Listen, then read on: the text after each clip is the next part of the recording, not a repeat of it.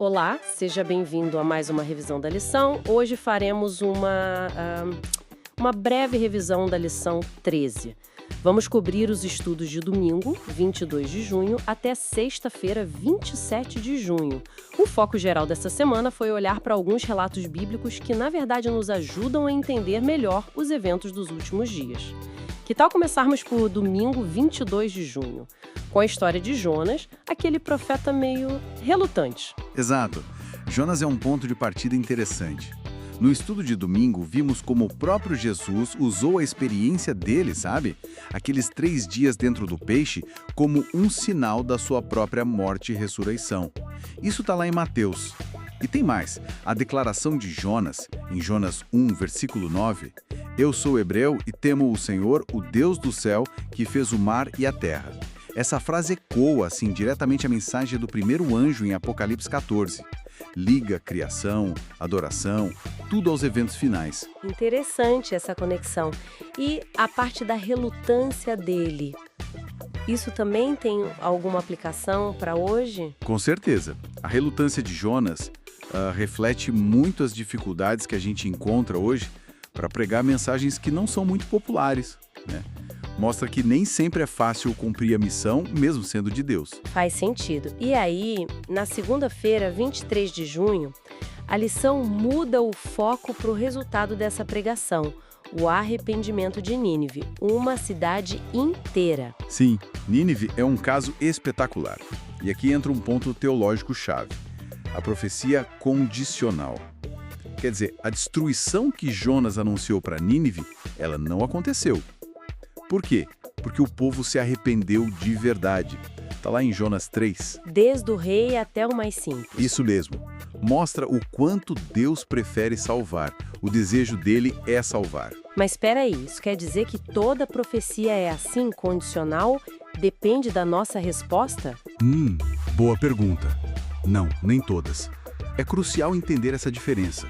Eventos como a segunda vinda de Cristo ou a crise final da marca da besta, esses são descritos na Bíblia como certezas. Vão acontecer. O que é condicional é a nossa posição em relação a esses eventos. As nossas escolhas hoje determinam de que lado a gente vai estar quando eles acontecerem.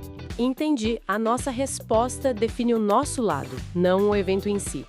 Seguindo então para terça, 24 e quinta, 25 de junho. A análise foi para a queda de Babilônia e aquele banquete de Belsazar. Aí a coisa fica bem dramática, né? Fica assim. A história de Belsazar, lá em Daniel 5, é um aviso muito solene. O ponto central é que Belsazar sabia da história do avô dele, Nabucodonosor. Sabia como Deus age, da soberania de Deus. Ele tinha o conhecimento. Tinha todo o conhecimento, mas mesmo assim escolheu desafiar a Deus profanando os utensílios do templo, uma afronta direta. Então não foi por ignorância, foi uma escolha do coração mesmo. Isso soa muito atual. Exatamente. Sugere que, nos últimos dias, a verdade vai estar disponível talvez mais do que nunca. Mas a decisão final, ela vem de dentro, do coração. Aceitar ou rejeitar. E a queda de Babilônia em si, na quarta-feira, como foi que aconteceu? A forma como Ciro conquistou Babilônia é fascinante e profética.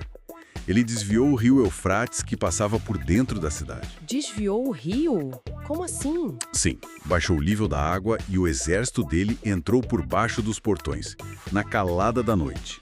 A cidade caiu enquanto estava em festa, totalmente de surpresa. E isso é um paralelo incrível com o Apocalipse 16, que fala do secamento do rio Eufrates, simbólico, representando o fim do apoio à Babilônia espiritual, antes da batalha final. Uau, que ligação direta! Pois é, e a queda súbita, no meio da festa, serve como um alerta, né? Para a gente vigiar, estar atento à volta de Cristo. E por falar em Ciro, na quinta-feira, 26 de junho, o estudo destacou justamente ele, o rei persa. Uma figura inesperada nesse contexto. Muito inesperada. Ciro é notável, um rei pagão, mas que Deus chama de seu ungido lá em Isaías 45.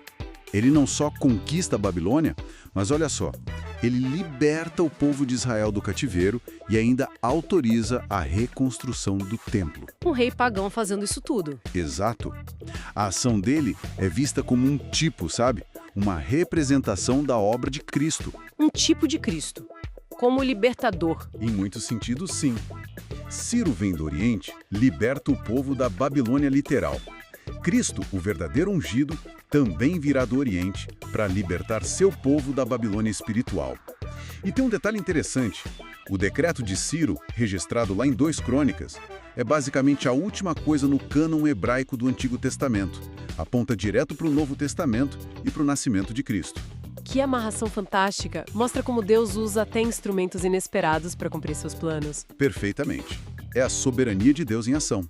Então, olhando para essa semana toda, o que fica claro é que essas histórias, Jonas, Nínive, Babilônia, Ciro, não são só histórias antigas.